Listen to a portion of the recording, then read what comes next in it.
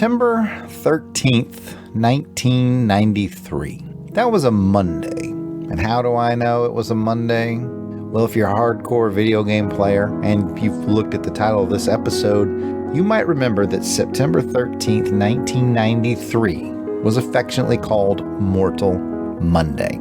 There was a whole ad campaign behind it. There was a kid who ran out into the vacant streets of the city and he just yelled, "Mortal Kombat!" And all these other people came out and it was like, it was Mortal Monday. It was September 13th, 1993. And the whole point was that was the day that Mortal Kombat was going to be released on the home video game consoles of the time, primarily the Super Nintendo and the Sega Genesis. But my story with Mortal Kombat starts a little earlier than that. I did my research and I looked it up, and the arcade game for the original Mortal Kombat was apparently released on October 8th, 1992. And I wouldn't become aware of the Mortal Kombat arcade game until into 1993. I would say it was the spring or the summer of 1993. I had gone to Waterworld, which is a water park just down the road from me in a town called Dothan, Alabama. And this might be why I didn't discover Mortal Kombat until several months after its release, is because I did live in rural Alabama at this time. These are my high school years. We're talking sophomore, junior years at this point. And I went down to Waterworld with some friends of mine. You know, one of my friends had recently got their driver's license, so we were all about exploring and doing exciting things. And we went down to Waterworld. And aside from all the awesome, water slides and pools and all that, they also had a pretty neat little arcade section. And I went in there and I saw these people gathered around this arcade cabinet I'd never seen before. And it was called Mortal Kombat. And I'll never forget that combat was spelled with a K. It was like, okay, that's weird, but let me get a little closer. And so as I got closer, and then I saw these people playing this game, there's probably a dozen people around the arcade machine, and I'm watching them play this fighting game that has graphics unlike anything I'd ever seen before. I mean, I was pretty smart about technology and stuff, so I had a good feeling that was digitized graphics, that it was, real people doing motions, probably video captured, and then somehow digitized, because the graphics were just too realistic, especially for the time. We may look back at it now and think it's slightly laughable, but I still think they look pretty good, and I think they hold up pretty well to this day. But I saw these people playing Mortal Kombat, these digitized graphics, and these characters flying through the air and making these cool sound effects, electricity and blood flying everywhere, and I'd never seen anything quite like it before. Now, my mind immediately made the comparison to Street Fighter II, which was the fighting game of the time, which everyone was playing, and it's still a great game, a lot of fun. But this was in that vein, but it had a whole new feel to it. It had this really cool and deep booming music, and it had these, cool graphic characters I already mentioned. It was interacting with the environments. You could be punched off of the bridge and take the big fall down to the spike pit below, and it was like nothing I'd ever seen before. So that trip in the spring or summer of 1993 was the first time I saw it, and I had to play it, and I didn't know what I was doing. I didn't know about finishing moves or anything like that. I just wanted to play the game because I'd never seen anything to that level of excitement and quality. And it's just one of those rare games, when I think back throughout my entire childhood, all the way up to this sort of high school age, there's only a few games that just really stick out in my brain as I remember that being an arcade classic. Like, I played the heck out of 1942 and 1943, the top-down, shooters where you're the World War II era airplane. I'll always remember that. I'll always remember Hang On, the motorcycle game where you could get on the actual plastic motorcycle to play. That's burned into my brain. Moving into college, Area 51, playing it with my best friend Delvin the Dark Web Williams. That's burned into my brain. And Mortal Kombat in the spring or summer of 1993 is just burned into my brain. Just seeing that, going, wow, that's incredible. So yeah, all the buzz at school from then on was Mortal Kombat this, Mortal Kombat that. People were, trading finishing moves. Like, I discovered this finishing move or that finishing move, or I found this finishing move in in a strategy guide, or my cousin told me, or whatever. I mean, we're talking scraps of paper with little arrows drawn up, down, left, right, high kick, low kick, all these combinations to do special moves and finishing moves. I mean, it was like an entire sub-community at my school all through 1993. And then the ad campaigns came out for Mortal Monday, September 13th, 1993, when we could all bring it home and play it on our Super Nintendo or our Genesis. I think they also released it for the Game Gear and the Game Boy. Boy, I had that Game Boy version, and it was a little rough. It was very slow, and it was just, it basically just got you by the Mortal Kombat experience when you needed it on the go. But the main versions to get would be for your Super Nintendo or your Sega Genesis.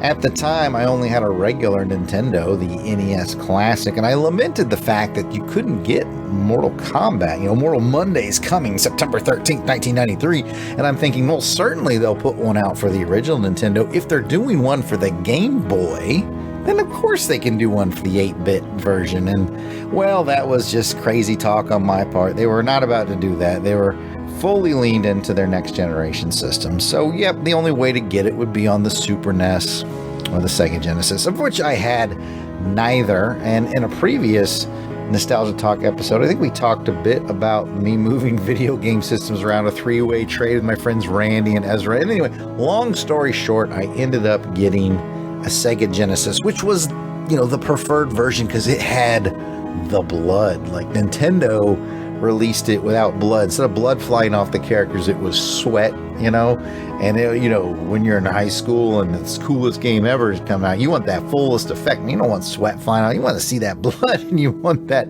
violence. And oh man, there was such an uproar in the parental community over the game and its violence levels. And if only they knew what was to come in the video game industry. But Mortal Kombat definitely was one of those games that really pushed that edge and got people talking, parents talking about their concern about it. Us high schoolers, like I said, this whole community of trading codes and what system are you going to get it on and what's the blood code, because you had to put in a code. Even on the Genesis, you had to put in the Abacab code at the very beginning start screen if you wanted to have the blood. And it was all a buzz in every facet. Like I said, the kids, the parents, everybody.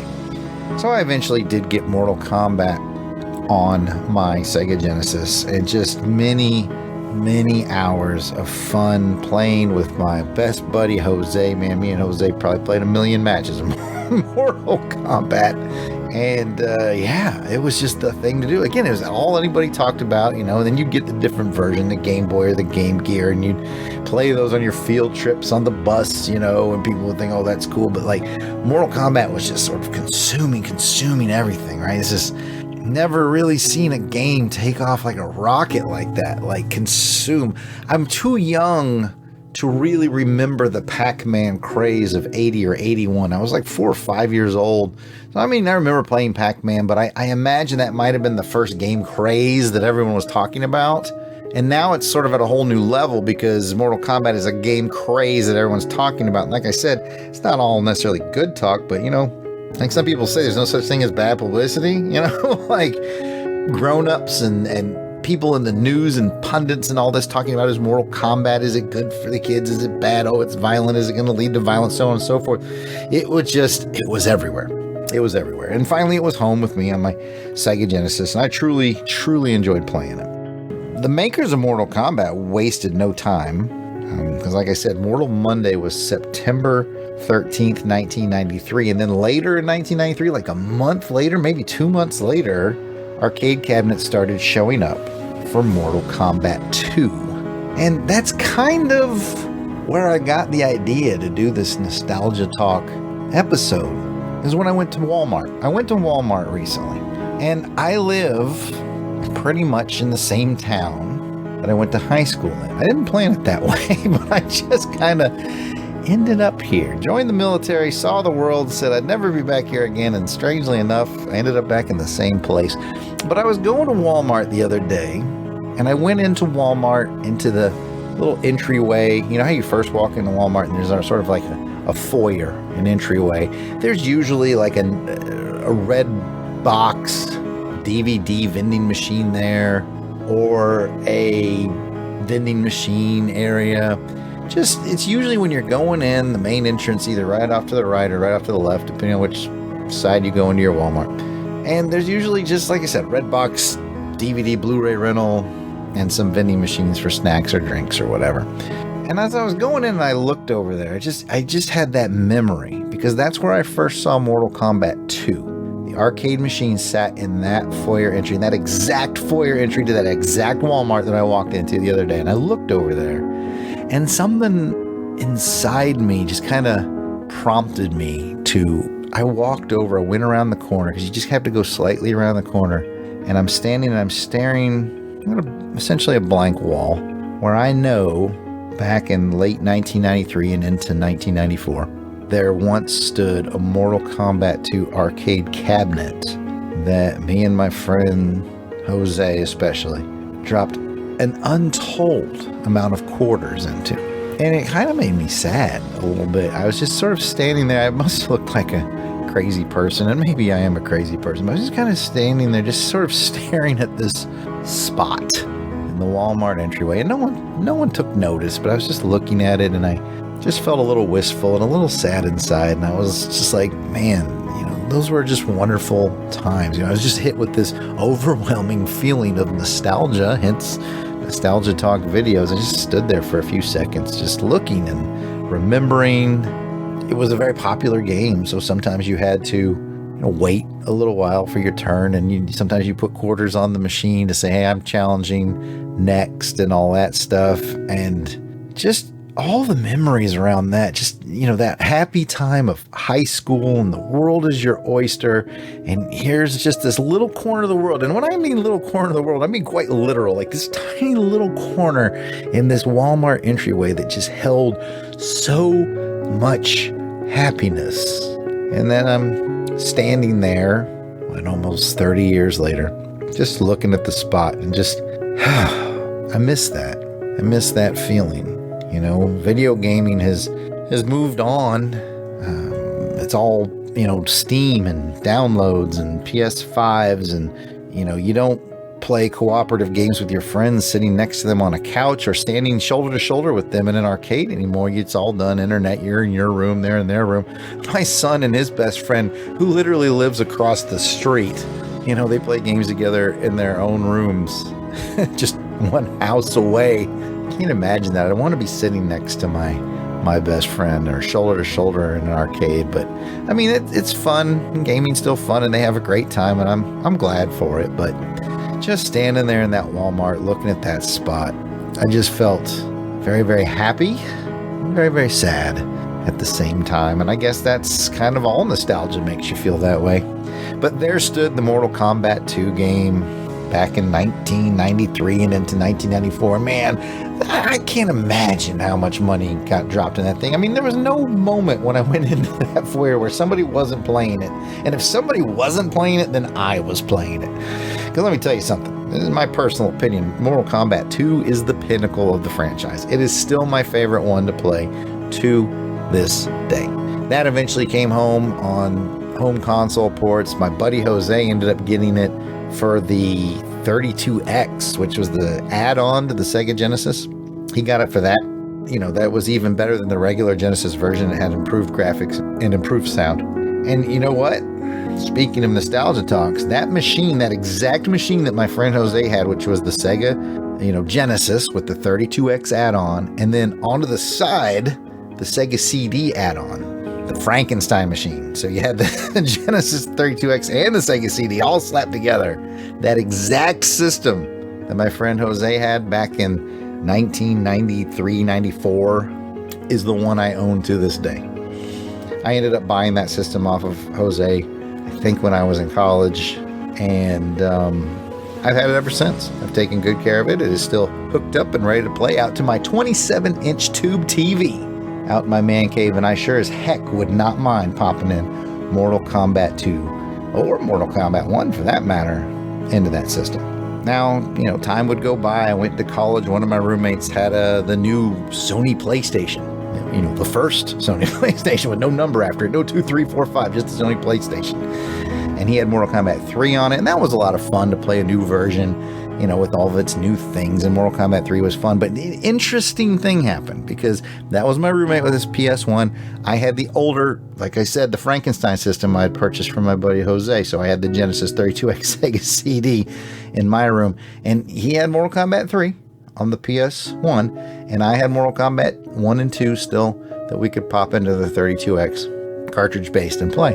And without a doubt, Mortal Kombat 2 on 32X was the game that got played over and over and over and over between me and my 3 roommates my freshman year of college. We certainly dabbled in the PlayStation 1, but nope, everybody's heart was in Mortal Kombat 2. And I think I speak for most of the Mortal Kombat community on that. If you're listening to this and you don't agree, then that's fine. You can have your favorites. That's no problem. They're all fun in their own way. So for me, it was Mortal Kombat 2 on the 32X. And I know they've made some, and I've dipped my toe into some of the other Mortal Kombat's various games over the years. I know I played Shaolin Monks or Brothers or something like that on PS2 with my buddy Joe November, the musical genius you find around our network. We beat that game together, and I dabbled in a couple here and there on my Dreamcast, or when they did Mortal Kombat versus DC. That was a fun one I played with Delvin, but it's just nothing hits me in the heart like it did when I stood in that Walmart and I just looked at that spot and remembered. I just can't describe it. I just can't. So from the original Mortal Kombat cabinet, which captured my imagination, to the Mortal Kombat 2 cabinet, which just icing on the cake, that is my nostalgic memory around the Mortal Kombat franchise. If you go out into my man cave today, you will find, like I said, that Sega Monster System, and I still have Mortal Kombat 2, Mortal Kombat 1. I think I have Mortal Kombat 1 on Sega CD and the cartridge. 2 I think I have on 32X and the original cartridge. I'm certain I have them all from my Super Nintendo as well. I've got the PlayStation 1 ones and all that, but the one I like to play maybe the most is, I got one of those arcade 1-up, you know, those people that are sort of re-releasing cabinets games. I got the arcade 1-up cabinet of Mortal Kombat a couple of years ago, and it has 1, 2, and 3 on it. So that's a lot of fun, because you kind of get that mini arcade experience with the little, you know, not as big as the original Mortal Kombat cabinet, but still fun. I did find a Mortal Kombat 1 cabinet at a yard sale a few years ago. Believe it or not, it was at a church sale. And actually, it was my wife who found it. And she called me and said, "Hey, would you pay $100 for Mortal Kombat?" And I was like, no. And she was like, "But I mean the arcade cabinet." And I was like, "Oh, well then yes." And it was pretty beat up, and it kind of worked on again, off again. So I didn't really have the time to invest in repairing it and making the cabinet nice and all that. So I actually ended up parting ways with it. I actually sold the motherboard, the main game, out of it. A couple $100 maybe on eBay, and then somebody else came and purchased the bones of the cabinet. But yeah, so I briefly owned a Mortal Kombat cabinet out in my garage, and I played that for a while. Like I said, it kind of worked on and off again. But now it's the little arcade 1-up cabinet out in my man cave. So there I have verbally dumped all my nostalgia, my love, and my memories for Mortal Kombat. The only add-on memory I can put to that is, you know, that was first experiencing it in spring, summer of 93 with original Mortal Kombat. Late 93 into 94 was the Mortal Kombat 2 experience. And then, of course, in 1995, my senior year of high school, they released the Mortal Kombat movie in theaters, which, of course, I was like one of the first people in line to go see. And I still enjoy that movie to this day. So there was definitely sort of that, you know, mid 92 all the way to probably the movie and me heading off to college, 95 to 96. So let's say 92 to 96. So about a 4-year span of just what an impact the Mortal Kombat game, you know, had on me, and how much fun it was, and the great memories I have around it. I'd love to hear your memories around Mortal Kombat. How did you discover it? What's your favorite version? Where did you like to play it the most when you found the arcade cabinet? Were you at a Walmart? Were you at a different arcade? I'd love to hear those stories. That's like the most rewarding thing about doing these Nostalgia Talk episodes is those feedbacks I get from you guys. I think I read one on the last episode just verbatim because it just kind of touched my heart. And I'd love to read some more. Please, share your experiences. I want to know, send them to our email, which is contact@longboxcrusade.com. If you're listening to this on YouTube, put it right there in the comments. I love reading our YouTube comments on these. Of course, you can hit me up directly. I am at Yard Sale Artist on Twitter, Facebook, and Instagram.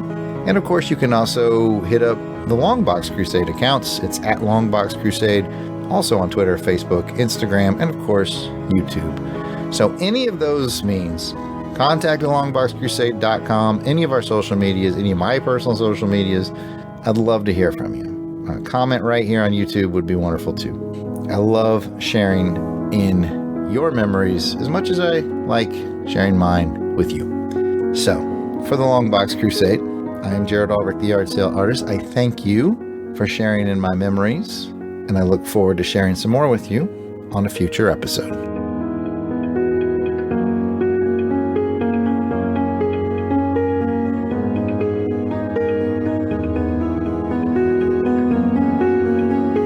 This episode featured the music track Light by Jorge Mendez. You can be found on YouTube at J Mendez Music.